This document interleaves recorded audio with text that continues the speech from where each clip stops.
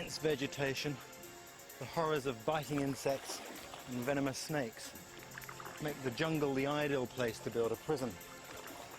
100 years ago, in this part of the Costa Rican rainforest, the authorities built a penal colony, capitalizing on the inmates' fear and loathing for the jungle.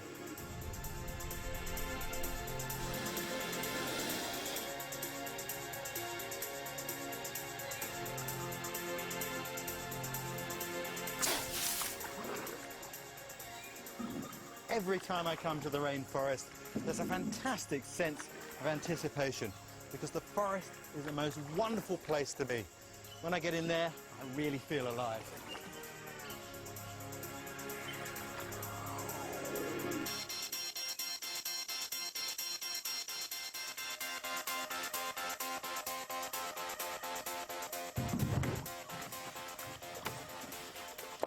About 18 kilometers southwest of here, we've got a base camp. That's what I'm heading for. But in this terrain, travel isn't going to be easy. I reckon it's going to take the best part of 2 days to get there.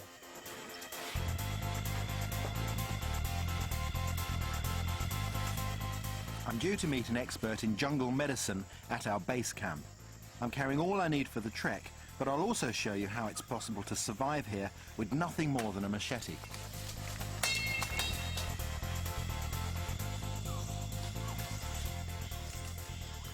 The diversity of life here never ceases to amaze me.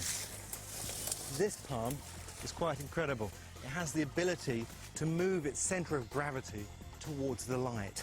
That's why the locals call it the walking palm. And just down here, there's kapok. That can be really handy for lighting your fire. See this downy material from the seed case? If you collect some of that together and strike sparks onto it, hey presto, flames. I've come to the extreme southwest tip of Costa Rica in Central America, to a region called the Osa Peninsula, an area I've never explored before. This bit of jungle has been described as the most biologically diverse place on Earth, with at least 30 million different species of insects.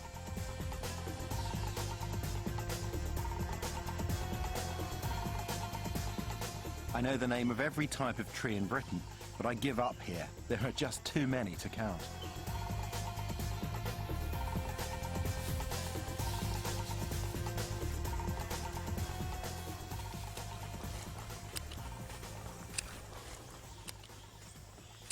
The only problem with navigating in rainforests is the trees. You can't see out.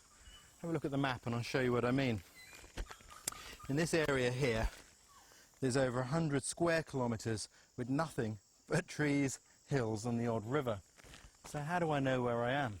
Well, the way I do it is to maintain a thread back to where I started.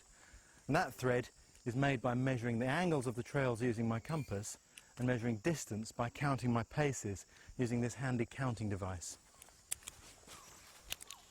That means I know exactly where I am on the map. There are very few trails in the jungle and certainly none where I'm going.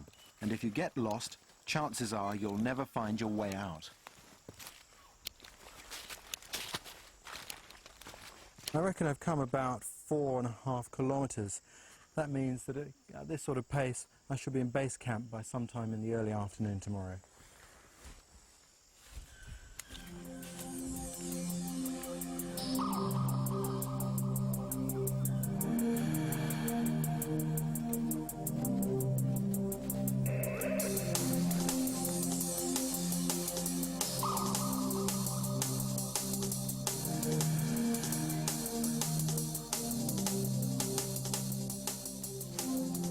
Jungle hiking is hot, sticky work. It's hardly surprising. Today the temperature's in the upper 80s and there's 90% humidity. So of course I'm sweating buckets, and when you sweat buckets you've got to drink buckets. One of the old jungle tricks is to get water out of vines like this one.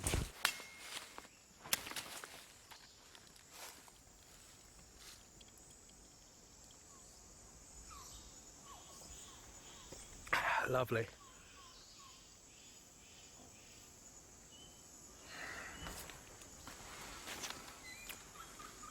Not all vines can be used like this. What you have to check for is that the liquid that comes out of it is clear, not milky, not yellow, not red, but clear. It doesn't sting your hand, and when you taste it, it doesn't burn your mouth. If it meets all those criteria, it's safe to drink.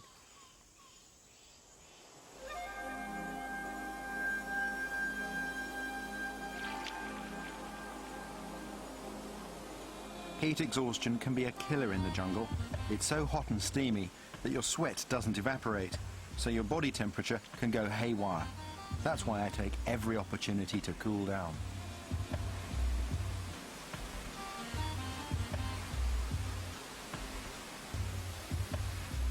If your body temperature goes much above 40 degrees, you can suffer delirium and convulsions, fall into a coma, and even die.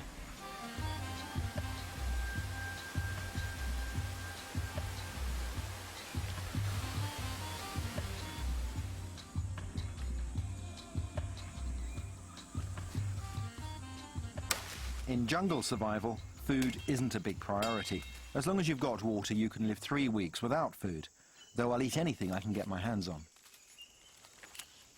This is the heart of palm.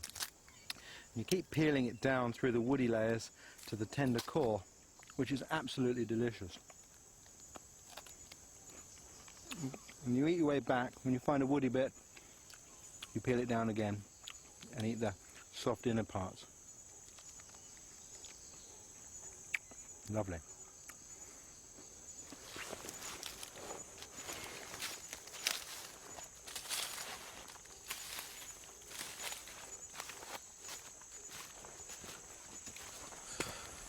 Well, that's been a windy old path, but I'm quite happy. I think I've come about 9 kilometres, which means it'll be an easy journey to get to camp tomorrow. But now, I think about 4 p.m, it's time to set up camp before it gets dark. Because in the jungle, the sun seems to go straight out. It's like God turns off the lights. When I'm hiking in the jungle, I always use a simple system. A lightweight tarpaulin to keep the rain off, and a hammock to get me off the ground away from snakes and wild animals. The most important piece of equipment is a mosquito net. I've had malaria twice, a truly miserable experience best avoided. I always use insect repellents with high concentrations of DEET, as well as taking anti-malarial drugs. Wow, it's great. Lovely to take the weight off your feet at the end of a good day's hike. And unfortunately, I can't put my feet up just yet. I've got firewood to collect and dinner to put on. I can tell you something, I'm hungry.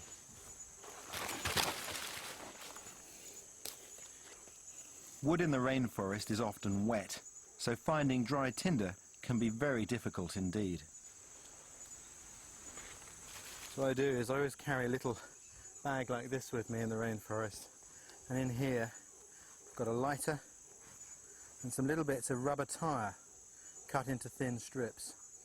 Doesn't matter if that gets wet, and that'll burn really well to start my fire off.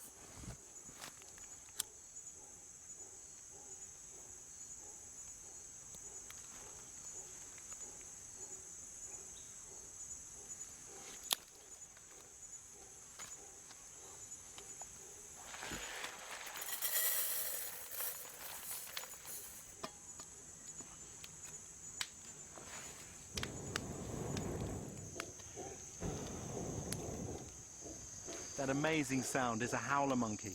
It's experiences like these that keep drawing me back to the rainforest. But of course, to the uninitiated, a sound like that, coupled with the gloom and darkness of the forest, can make the whole place seem intimidating.